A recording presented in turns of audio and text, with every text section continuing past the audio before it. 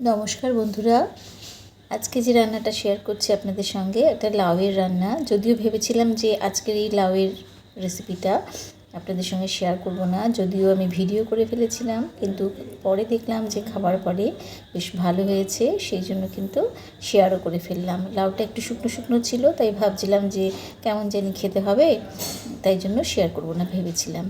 এবার দেখুন লাউটাকে কুচিয়ে নিয়েছি। কোচানো লাউটাতে বেশ 2 চামচ মতো নুন দিয়ে খুব ভালো মতন এটাকে চটকে নিতে হবে, এবং এটা চটকে 10 মিনিট রেখে দেওয়ার পরে এর থেকে প্রায় অনেকটা প্রায় 1 কাপ মতন কিন্তু জল বেরোবে, যে জলটা ফেলে দিয়ে রান্না করতে হবে। এই প্রসেসটা কিন্তু অবশ্যই করতে হবে এই রান্নাটাতে, তাহলে কিন্তু লাউটা বেশ মিহি হয়ে যাবে এবং মাখো মাখো হবে।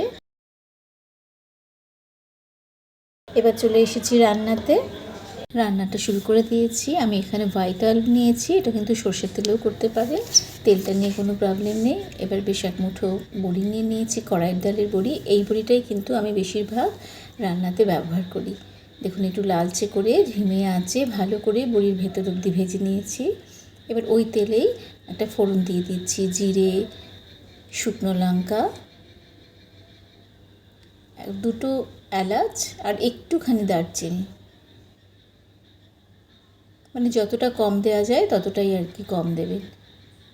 দিয়ে একটা কাঁচা লঙ্কাও দিয়ে দিয়েছি। লাউ রান্নায় কিন্তু খুব বেশি ঝাল হলে ভালো লাগে না, তাই জন্য ঝালের মাপটা আপনি আন্দাজ করে দেবেন। এবার দিয়ে দিলাম আদা বাটা 1 চামচ মতন, এবং তার সঙ্গে 1/2 চামচ মতন ধনে গুঁড়ো দিয়ে দিয়েছি। দিয়ে এই মশলাটাকে একটু বেশ ভালো মতন ভেজে নিচ্ছি।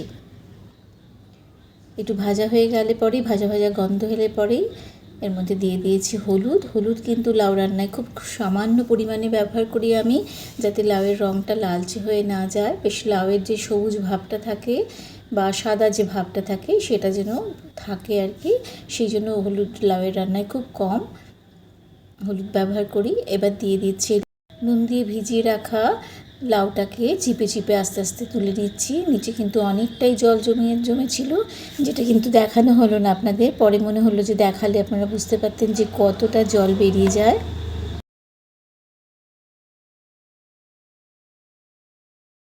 এরপর ভালো করে সমস্ত মশলার সাথে মিশিয়ে দিয়েছি, দিয়ে আন্দাজ মতন মিষ্টিও দিয়ে দিয়েছি। এত সিম্পল রান্না, এত অল্প মশলা যে চিন্তাই করা যায় না, কিন্তু খেতে বেশ ভালো হয়। এটা ঢাকা দিয়ে কিন্তু ভালো মতন লাউটা সেদ্ধ হওয়া অবধি রান্না করে নিতে হবে। আমার বাড়িতে কিন্তু প্রায় প্রতি উইকেই একটা করে লাউ আসে, এবং তার জন্য প্রচুর রকমের লাউ রান্না করি আমি বিভিন্ন রকমের চ্যানেলে। ওই জন্য প্রচুর লাউ রান্নার রেসিপি আছে, কারোর ইচ্ছে হলে কিন্তু চ্যানেলে এসে দেখে নিতে পারেন। এক একটা লাউ কিন্তু ভীষণই সুস্বাদু রান্না।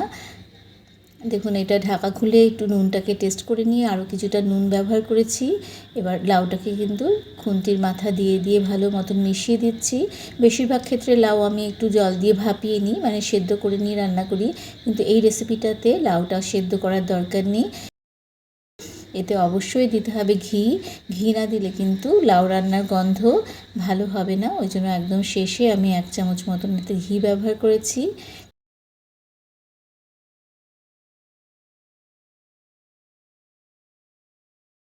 এভাবে আস্তে আস্তে যখন জলটা একদম শুকিয়ে গিয়ে একটা তেল তেল ভাব মতন বেরিয়ে আসবে এবং লাউটাও মাখো মাখো হয়ে যাবে, লাউয়ের পাশগুলোতে একটু কেটে দেখবেন যে পুরো সেদ্ধ হয়ে গেছে, তখন ভেজে রাখা বড়িটা দিয়ে খুব ভালো মতন মিশিয়ে দিলাম।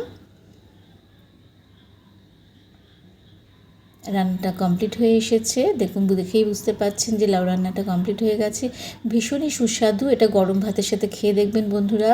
একবার রান্না করার পরে বুঝতে পারবেন যে কত সুন্দর হয় খেতে।